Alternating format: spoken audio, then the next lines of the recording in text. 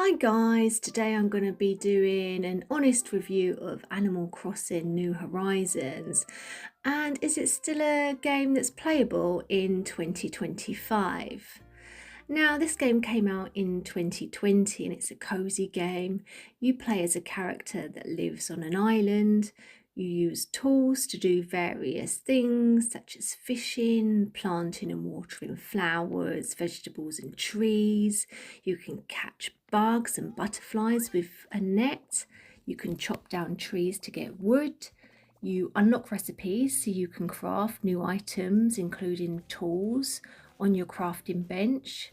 You can walk around, explore your island and collect items such as seashells, recipes, bottles that wash up.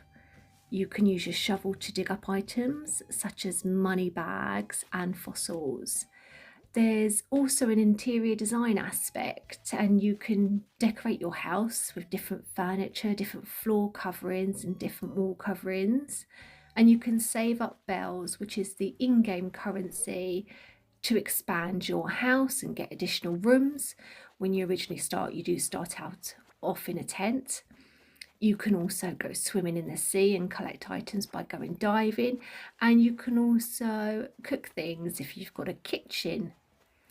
There is various characters that visit your island and they sell different items that you can purchase. You can also invite other people to live on your island. You can customize your character, your home, and the island layout itself. And one of the things I really like about the game is the real-time simulation. The game syncs with real-world time and seasons with new events and activities to participate in. You can complete various tasks and that will earn you Nook Miles, which you can then use to purchase rewards in resident services, like items to decorate your island with, and a ticket where you can visit a random island, which is really useful, especially in the start of the game, so you can gather items or resources that are not initially available on your island. There's Dodo Airlines, where you can visit other islands, and Halves Island, and we'll talk a bit about Halves Island again in a little while. As you progress through the game, other features become available.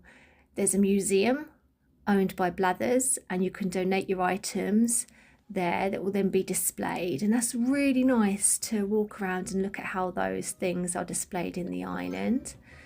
There's a clothing shop by Mabel and Sable, when you can go there and buy clothing and other accessories. There's a shop called Nook's Cranny, and that's run by Timmy and Tommy, and they sell furniture and other items like tools and recipes. You can also sell items at the shop to earn bells. There's a town hall that's run by Tom Nook and Isabel, and there are other buildings, and the villagers will populate your island and you will get more permanent structures and other characters. Your island gets a star rating out of 5. When you get a 3-star rating, a musician, KK Slider, will visit your island and perform a concert, and that marks the end of the game as the credits will roll, but you can still carry on playing and developing your island. Now, the things I really like about this game is the scenery. It's quite beautiful, especially as you play in real time, and in the evenings the sun sets and it's really nice colours in the background. The characters are really cute. I love interior design, so that aspect on the game I really like. And I really like how the items are displayed in the museum. You can control your island and how that looks, and that's really nice. You can change things up, and you can do whatever you feel like doing at that moment you are playing. If you just want to fish, go and fish, or if you want to do some decorating, go and decorate your island or your home. It's a really, really simple and easy game to play. There's no complexity or high skill level that's required to do things like catch a fish or a bug. And you can log on and play for as little or as long as you like without feeling disconnected when you log on to play the next time. So it's really easy to pick back up again.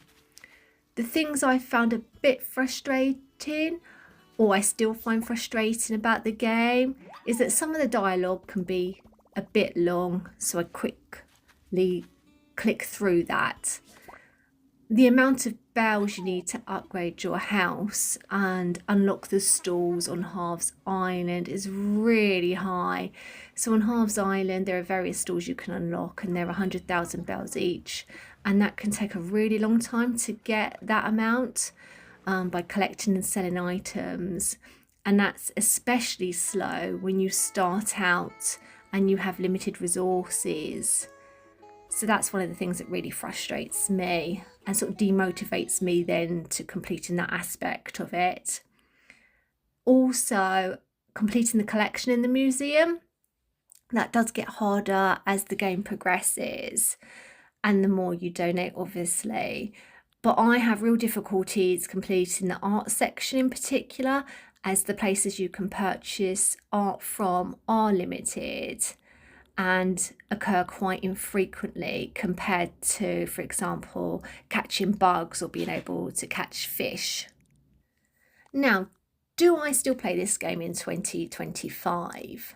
Yes, I do play it, not all the time. It's nice to log on every now and then and have a potter about. It's not one of my most favourite simulation games out there. I do like more challenging simulation games or games with more options. So I would give this a rating of about 7 out of 10. If you want a game that is easy to play and you've got quite a lot of time to be able to unlock the various features and are patient, then give it a go and you'll have a great time playing it. It's not a game where you're going to be able to progress really quickly or have multiple quests to unlock compared to some of the other games. So you could lose interest quite quickly, but it is a game for everyone, all ages. I like to play it and my son likes to play it as well. I hope that you found this review helpful. Please give me a like and subscribe.